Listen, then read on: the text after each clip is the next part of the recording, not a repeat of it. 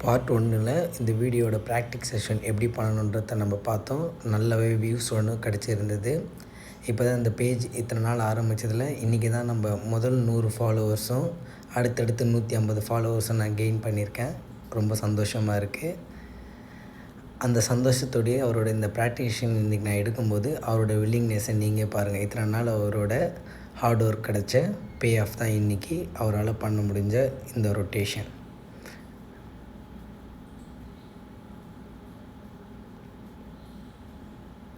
இது அதிகமாக ட்ராவல் பண்ணுறவங்க, உட்காந்து ஒர்க் பண்ணுறவங்க சிட்டிங் போஸ்டரில்.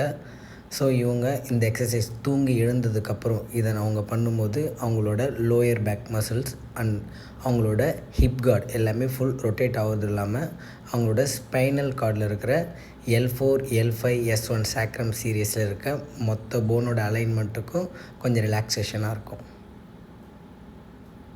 அவரோட hard work. Okay, coming out of the poster, அதாவது போஸ்டர்லேருந்து வெளியில் வரும்போது ரொம்ப பொறுமையாக வரணும்.